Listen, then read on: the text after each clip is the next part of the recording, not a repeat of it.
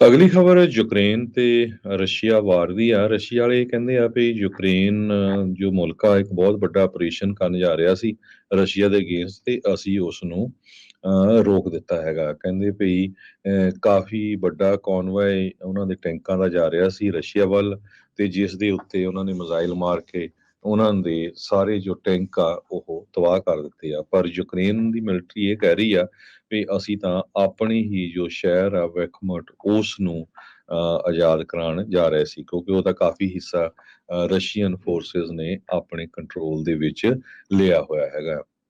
Russian defence minister ਨੇ ਇਹ ਕਿਹਾ ਯੂਕਰੇਨ ਨੇ ਲਾਰਜ ਸਕੇਲ ਅਫੈਂਸਿਵ ਜੋ ਡੋਨਿਸਕ ਰੀਜਨ ਆ ਉਹ ਉਸ ਏਰੀਏ ਦੇ ਵਿੱਚ ਪਿਛਲੇ ਐਤਵਾਰ ਨੂੰ ਯਾਨੀ ਕਿ ਕੱਲ ਸ਼ੁਰੂ ਕੀਤਾ ਸੀ, ਜਿਹਦੇ ਵਿੱਚ ਟੈਂਕ ਬਟਾਲੀਅਨ ਸੀਗੀਆਂ ਤੇ ਅਸੀਂ ਉਸ ਨੂੰ ਪੂਰੀ ਤਰ੍ਹਾਂ ਤਬਾਹ ਕਰ ਦਿੱਤਾ ਹੈਗਾ। ਸੋ ਪਿਛਲੇ ਕੁਝ ਹਫ਼ਤਿਆਂ ਚੋਂ ਦੇ ਦੇਖਿਆ ਜਾਵੇ ਰਸ਼ੀਆ ਤੇ ਯੂਕਰੇਨ ਦੇ ਵਿੱਚ ਜੋ ਲੜਾਈ ਆ ਉਹ ਕਾਫੀ ਤੇਜ਼ ਹੋਈ ਹੈਗੀ ਆ। ਮਿਜ਼ਾਈਲਸ ਦੋਨੋਂ ਸਾਈਡਾਂ ਯੂਜ਼ ਕਰ ਰਹੀਆਂ ਹੈਗੀਆਂ, ਲੋਕਾਂ ਦੀਆਂ ਮੌਤਾਂ ਵੀ ਹੋਈਆਂ ਆ ਤੇ ਇੱਕ ਵਾਰੀ ਫਿਰ ਰਸ਼ੀਆ ਵਾਲਿਆਂ ਨੇ ਜੋ ਯੂਕਰੇਨ ਦੀ ਰਾਜਧਾਨੀ ਕੀਵ ਆ ਉੱਥੇ ਕਈ ਬਿਲਡਿੰਗਸ ਜੋ ਉਹਨਾਂ ਦਾ ਨੁਕਸਾਨ ਕੀਤਾ ਹੈਗਾ ਤੇ ਪੂਰੀ ਤਬਾਹੀ ਉਸ ਏਰੀਏ ਦੇ ਵਿੱਚ ਇਸ ਟਾਈਮ ਮਚੀ ਹੋਈ ਹੈਗੀ। ਅਗਲੀ ਖਬਰ ਯੂਕਰੇਨ ਤੇ ਰਸ਼ੀਆ ਵਾਰ ਦੀ ਆ। ਰਸ਼ੀਆ ਵਾਲੇ ਕਹਿੰਦੇ ਆ ਵੀ ਯੂਕਰੇਨ ਜੋ ਮੁਲਕ ਆ ਇੱਕ ਬਹੁਤ ਵੱਡਾ ਆਪਰੇਸ਼ਨ ਕਰਨ ਜਾ ਰਿਹਾ ਸੀ ਰਸ਼ੀਆ ਦੇ ਅਗੇਂਸਟ ਤੇ ਅਸੀਂ ਉਸ ਨੂੰ ਰੋਕ ਦਿੱਤਾ ਹੈਗਾ। ਕਹਿੰਦੇ ਵੀ ਕਾਫੀ ਵੱਡਾ ਕੌਨਵਾਏ ਉਹਨਾਂ ਦੇ ਟੈਂਕਾਂ ਦਾ ਜਾ ਰਿਹਾ ਸੀ ਰਸ਼ੀਆ ਵੱਲ ਤੇ ਜਿਸ ਦੇ ਉੱਤੇ ਉਹਨਾਂ ਨੇ ਮਿਜ਼ਾਈਲ ਮਾਰ ਕੇ ਉਹਨਾਂ ਦੇ ਸਾਰੇ ਜੋ ਟੈਂਕ ਆ ਉਹ ਤਬਾਹ ਕਰ ਦਿੱਤੇ ਆ। ਪਰ ਯੂਕਰੇਨ ਦੀ ਮਿਲਟਰੀ ਇਹ ਕਹਿ ਰਹੀ ਆ ਵੀ ਅਸੀਂ ਤਾਂ ਆਪਣੀ ਹੀ ਜੋ ਸ਼ਹਿਰ ਆ ਬੈਖਮੁਟ ਉਸ ਨੂੰ ਆਜ਼ਾਦ ਕਰਾਉਣ ਜਾ ਰਹੇ ਸੀ, ਕਿਉਂਕਿ ਉਹਦਾ ਕਾਫੀ ਹਿੱਸਾ ਰਸ਼ੀਅਨ ਫੋਰਸਿਸ ਨੇ ਆਪਣੇ ਕੰਟਰੋਲ ਦੇ ਵਿੱਚ ਲਿਆ ਹੋਇਆ ਹੈਗਾ।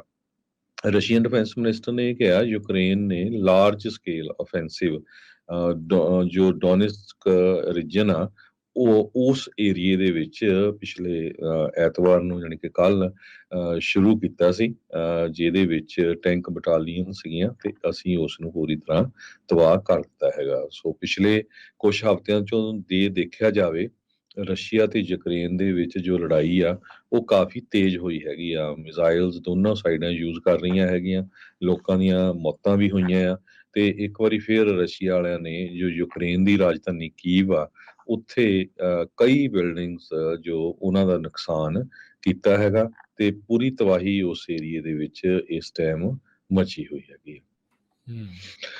ਅਗਲੀ ਖਬਰ ਯੂਕਰੇਨ ਤੇ ਰਸ਼ੀਆ ਵਾਰ ਦੀ ਆ। ਰਸ਼ੀਆ ਵਾਲੇ ਕਹਿੰਦੇ ਆ ਵੀ ਯੂਕਰੇਨ ਜੋ ਮੁਲਕ ਆ ਇੱਕ ਬਹੁਤ ਵੱਡਾ ਆਪਰੇਸ਼ਨ ਕਰਨ ਜਾ ਰਿਹਾ ਸੀ ਰਸ਼ੀਆ ਦੇ ਅਗੇਂਸਟ ਤੇ ਅਸੀਂ ਉਸ ਨੂੰ ਰੋਕ ਦਿੱਤਾ ਹੈਗਾ। ਕਹਿੰਦੇ ਵੀ ਕਾਫੀ ਵੱਡਾ ਕੌਨਵਾਏ ਉਹਨਾਂ ਦੇ ਟੈਂਕਾਂ ਦਾ ਜਾ ਰਿਹਾ ਸੀ ਰਸ਼ੀਆ ਵੱਲ ਤੇ ਜਿਸ ਦੇ ਉੱਤੇ ਉਹਨਾਂ ਨੇ ਮਿਜ਼ਾਈਲ ਮਾਰ ਕੇ ਉਹਨਾਂ ਦੇ ਸਾਰੇ ਜੋ ਟੈਂਕ ਆ ਉਹ ਤਬਾਹ ਕਰ ਦਿੱਤੇ ਆ। ਪਰ ਯੂਕਰੇਨ ਦੀ ਮਿਲਟਰੀ ਇਹ ਕਹਿ ਰਹੀ ਆ ਵੀ ਅਸੀਂ ਤਾਂ ਆਪਣੀ ਹੀ ਜੋ ਸ਼ਹਿਰ ਆ ਬੈਖਮੁਟ ਉਸ ਨੂੰ ਆਜ਼ਾਦ ਕਰਾਉਣ ਜਾ ਰਹੇ ਸੀ, ਕਿਉਂਕਿ ਉਹਦਾ ਕਾਫੀ ਹਿੱਸਾ ਰਸ਼ੀਅਨ ਫੋਰਸਿਸ ਨੇ ਆਪਣੇ ਕੰਟਰੋਲ ਦੇ ਵਿੱਚ ਲਿਆ ਹੋਇਆ ਹੈਗਾ।